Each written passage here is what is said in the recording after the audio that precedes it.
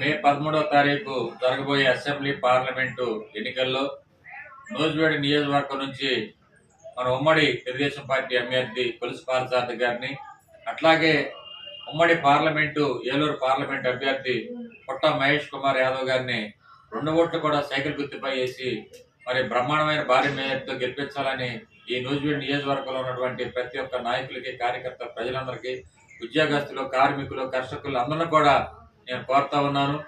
ఎందుకంటే ఏదైతే 2019 నుంచి 2024 వరకు కూడా మనకు అవసరమైనటువంటి పోలవరం కానివ్వండి, ఈ రాష్ట్రానికి కావాల్సినటువంటి రాజధాని కానివ్వండి, మరి అట్లాగే మనకు కావాల్సినటువంటి చింతలపూడి ఎత్తిపోతల పథకం కానివ్వండి, ఈ నియోజకవర్గం అభివృద్ధి చెందాలంటే ఇవన్నీ కూడా చాలా ముఖ్యమైనవి. వీటన్నిటి కూడా అమలు జరగాలి. ఇవన్నీ కూడా ఈరోజు కేంద్రంతో, ఈరోజు బీజేపీతో కూడా తెలుగుదేశం ప్రభుత్వం మళ్ళీ జత కలిసి ఈ రాష్ట్రం అభివృద్ధి చెందాలంటే మరి బీజేపీ కూడా సపోర్ట్ కావాలనే ఉద్దేశంతో మా నాయకుడు వారు బీజేపీతో, జనసేనతో కూడా పొత్తు కలుపుకుని ఈరోజు వెళ్తా ఉన్నాం. మరి ఏదేమైనప్పుడు కూడా ఈ రాష్ట్రం ఈరోజు అప్పులు ఊబిలో కూడిపోయినటువంటి ఆంధ్రప్రదేశ్ని మళ్ళీ మరి అభివృద్ధి బాటలో తీసుకెళ్లాలి. అట్లాగే ఈ ఆంధ్రప్రదేశ్ అభివృద్ధి చెందాలంటే ప్రజలందరూ కూడా మళ్ళీ తెలుగుదేశం కూటమి అభ్యర్థులు గెలవాలని అందరూ కూడా మరి మాకు స్వాగతం పలుకుతా ఉన్నారు.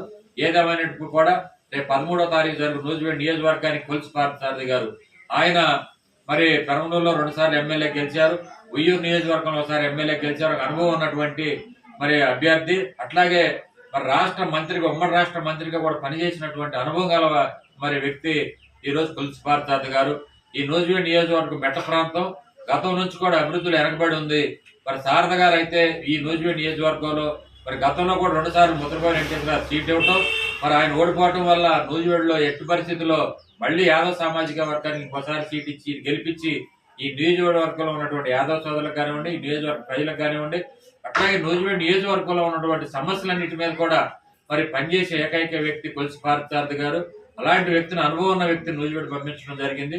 ప్రజలందరూ కూడా మరి శారద గారిని అట్లాగే పుట్ట మహేష్ గారిని ఇద్దరిని కూడా గెలిపిస్తే ఇద్దరు జోడీ నెంబర్ 1 గా ఈ రోజు పార్లమెంట్ నుంచి నిధులు తీసుకురావడానికి పుట్ట మహేష్ గారు, ఈ రాష్ట్ర మంత్రిగా రేపు కాబోయే మంత్రిగా కూడా శారద గారు మరి మెట్ట ప్రాంతమైనటువంటి భారతదేశానికి అన్నం పెడుతున్నటువంటి నూజివీడు నియోజకవర్గం అభివృద్ధి చెందాలంటే శారద గారి వల్లే చెందుద్దని ఈ రోజు నారా చంద్రబాబు నాయుడు గారు ముఖ్యంగా తీసుకొచ్చి ఇక్కడ సీట్ ఇవ్వడం జరిగింది.